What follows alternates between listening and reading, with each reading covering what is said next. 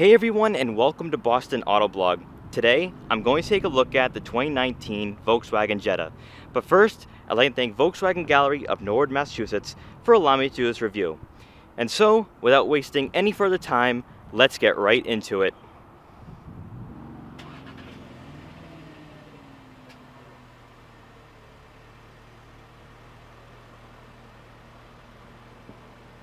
Completely redesigned for 2019, the Volkswagen Jetta has arguably gone from a compact sedan that competes with the likes of the Hyundai Elantra and Honda Civic to possibly being in a class of its own by providing technology and luxury features that you wouldn't typically find available on a car in this particular segment. Even just walking around the Jetta, the changes that were made to the appearance is more than subtle. And while it sports the new front fascia of Volkswagen models, you really do feel that you're staring at a car that resembles an Audi.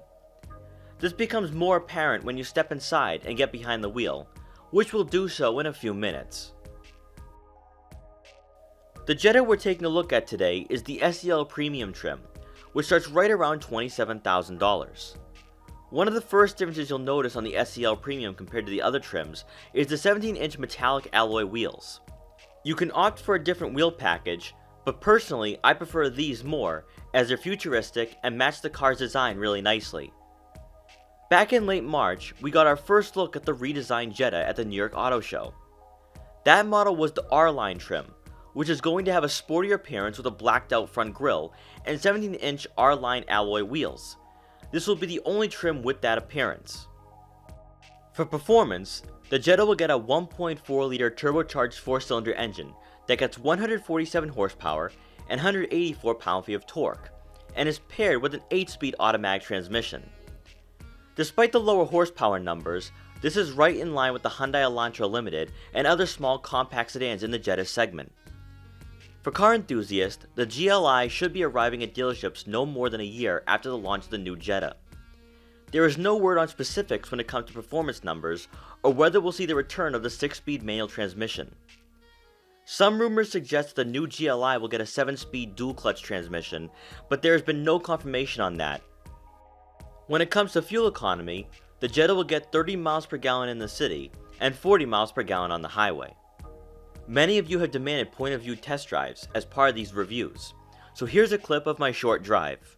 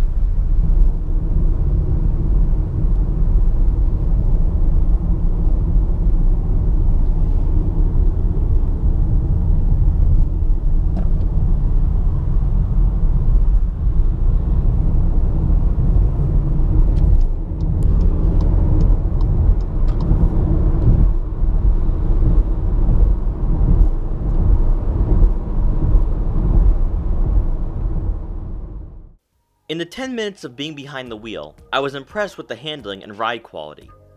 The leather-wrapped steering wheel was very reminiscent to Audis I've driven in the past. The Jetta isn't a luxury or sports car by any means, and that's not its main purpose, but as a daily driver it provides a comfortable environment inside the cabin, and the technology features we're about to take a look at gives you a premium feel without paying the German luxury car price. Inside, you're greeted by heated and ventilated front seats for both the driver and passenger. Heated front seats are common on higher trims of compact cars in this price range and segment, but the ventilated front seat feature was certainly an eye-opener. The driver will get a power adjustable memory seat, while the passenger will have to manually adjust their seating position. Alright, so we are now in the Jetta, and the first thing that really stands out to me getting behind the wheel is the 12-inch digital information display. Now this is stuff that you wouldn't typically see on a car of this market, especially this price. It's at $27,000, the one I'm sitting in, which is the SEL Premium. You can get the 12-inch digital information display on the SEL. That'll start around $25,000. Now, speaking of competition in this price range, you're thinking of probably the Hyundai Elantra, and this stuff you're not going to get on that particular car. Basically, it's like sitting in an Audi, but with a Volkswagen badge. That's exactly what it is. It drives unbelievable. I went out for a test drive. This car just drives really, really nice. The only thing that this car is lacking from Audi would probably be that we do not have Google Maps for the digital information display and the navigation system, but that's not a major issue, especially when you're talking about $27,000. This is kind of amazing to see in a car, especially a compact sedan like this. Now, if you don't want to see the navigation screen in front of you, you can slide that right over to your center console. It'll pop up right there in your 8-inch touchscreen display. From here, you can check out point of importance, such as gas stations, parking lots, restaurants, stuff like that. You can also check out traffic. And it's just a really easy navigation screen to go through and scroll through. Other features on the 8-inch touchscreen include statistics on your fuel economy, such as the last time you filled up.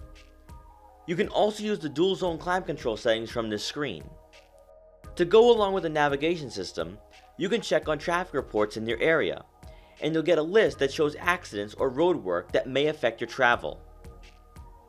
The Jetta also has 4 different drive modes: Eco, Normal, Sport, and Custom, and that will show up on your touchscreen as well. Taking one last look at the 12-inch digital instrument panel before moving on to the center console, here you can scroll through your driving data, such as your trip meter, fuel economy, and oil temperature. You can also change the radio stations from the screen, and gain access to your phone through Apple CarPlay and Android Auto. Below the touchscreen is the buttons for the climate control and heated and ventilated front seats. Below is a USB input, along with a storage area for your smartphone. For the center storage compartment, you'll get plenty of room for small items and smartphones. You'll also find an additional USB input. Passengers in the back will get a decent amount of legroom, but the person in the middle will definitely feel a little cramped. One minor touch I wish Volkswagen incorporated was rear air vents. But again, this is a compact sedan despite the entry-level luxury feel. For rear cargo space, you'll get 17 cubic feet of cargo room, which is certainly enough for groceries and other daily tasks. Overall, what I really like about this car is that it seems very premium for the price. If you are interested in a car this price range, the Jetta will probably be the best thing for you, especially if you're really into technology and, comfort and entry-level luxury.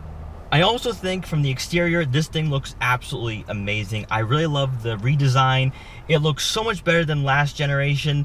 And I think that Volkswagen's really going in a great direction here. I mean, think about with other brands, they're stepping away from sedans. I think that this is the new direction where to have high tech in your car, to have a digital information display. I mean, you don't see that type of stuff on cars in this market.